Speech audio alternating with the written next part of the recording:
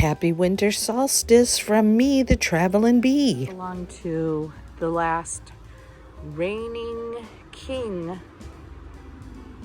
for the islands of Niihau, Kaua'I, and some of the smaller atolls. Nihoa, Necker. Not that Hawaiians truly resided there, but they were used for fishing, and people who came to Hawaii from the Marquesas Islands, or at least brought with them Marquesas idols. Those have been found on some of those more northwestern small islands. And we're watching this beautiful sunset from Pa'ulaula, West Kaua'I. We're looking out to the Kaua'I channel, which is about a 19-mile channel between Kaua'I and Niihau. The Hawaiian calendar is a lunar calendar consisting of 3 10-day weeks. And here's a chant that teaches the calendar. In the comments below, what do you think the chant talks about? Kamali'i ike ole ika helu po. Muku nei, muku kamalama. Hilo nei, kau ka hoaka. E haku, e ha ole. Huna mo halu hua a kua. Hoku, mahela ni kulu. E kolu la au, e kolu ole, e kolu ka loa kane, lono mauli po. The calendar days even dictate what should be planted or fished for, or what should not. What other native or indigenous people do you know that have lunar calendars? Comment in the section below. Let's fly into the sunset.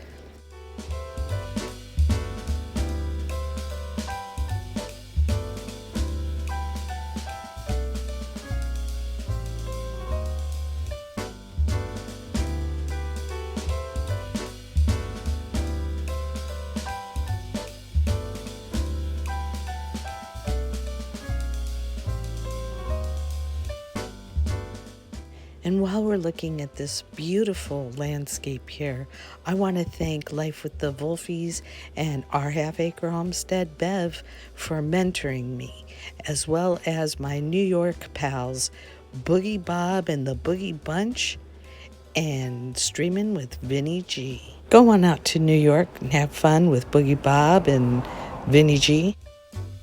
Hawaiian history was an oral history. It was taught through hula and chants and stories, and just by people who would tell you what you want to know, what you need to know if you're in a profession, an occupation. But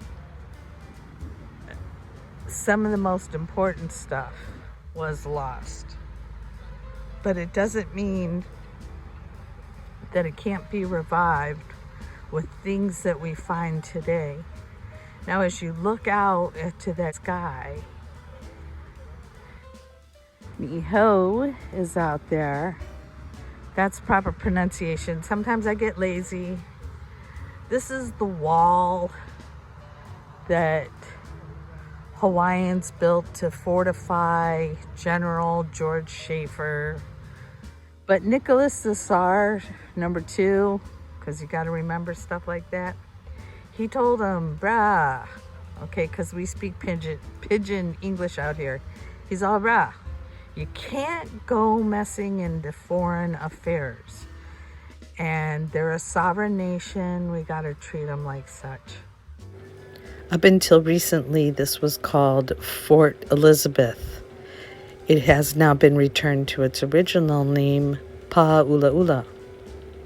You're looking up at the Waimea Canyon outer wall. If you see our red dirt here, this is our high iron oxide alaya. It's a clay dirt. It's what produces landslides and them as self-perpetuating mechanisms. And by that I mean this. Clay is not porous to water. If you have clay on a hill and you got a landslide coming that provides a layer of water between a new layer of alaya dirt and an old layer with water between it, it's gonna keep sliding. Now we've had that happen here, right here. Where's Waimea Valley? Oh, okay. You can see people coming down Waimea Canyon. Okay, you can see them all coming down from Waimea Canyon. That's the old way. That way, you better hope your rental car company doesn't charge you for brakes. That's an old bumpy road there. Kaua'I Forest is up there. It is a traditional native forest. Part of it has had to have been blocked off, and in order to get into it, you need to bring clothes that have never seen earth before, and you gotta brush everything off. You bring one little seed into there, the alarm is going off, and I mean that. Okay?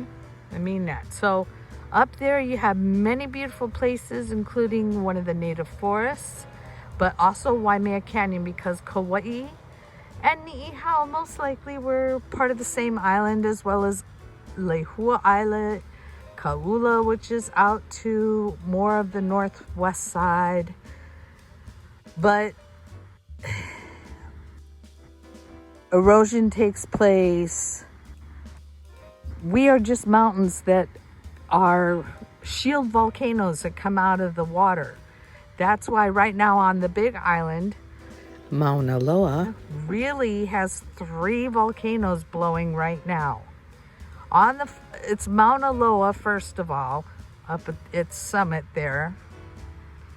And then you have Kilauea. Kilauea is not, as I understand, taking geology from UH Hilo back in the day.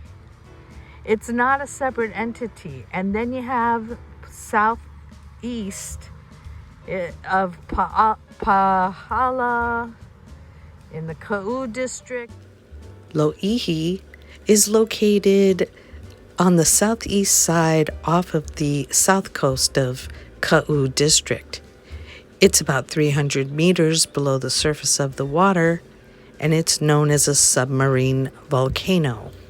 It will become eventually a 9th island. Let me take you back to Kaua'u for a final exam story. Where I'm going to tell you, hey, I pounded opihi over there. Let me just explain what that means. I pried off a limpet off of these rocks while the waves are trying to smash you. You think surfing's tough? Try pounding some opihi. You ever try to pound a limpet off a rock? It is not fun, and it is not easy, although you need to do it for protein. Anyway, how did I get there, gang? Well, we'd be buzzing, is it? No wonder. You're looking down to from the Waimea coastline all the way down to Keikaha. And then over here, we're looking at the Russian fort wall. And then looking more towards the southeast, you're looking towards Pakala. What is Pakala, you ask? Pakala actually means sun up all day. You know, more shade. It's a surf spot that people park on the side of the road. Down yonder on the highway there, they'll park yonder. They walk all the way out there through the kiave wood. Have you ever seen a kiave wood thorn? Those things go through 2-inch slipas. You know what a slipa is? They're called Zorbies, slippers. You know the rubber kind you can get at Kmart? Yeah, we wear them religiously here because they're pretty good. But you can buy locals. There's different brands. I'm a locals girl myself. I like either the black or the clear gray black. Now you can see other people are coming down for the solstice. And this place is aligned to the equinoxes during spring and fall, and to each summer and winter solstice. So while in Kaua'i, I encourage you. Okay, gang, we're gonna start moving back toward. There's Kaua'i. There he is. There's the king. King says aloha. Adios, ke aloha.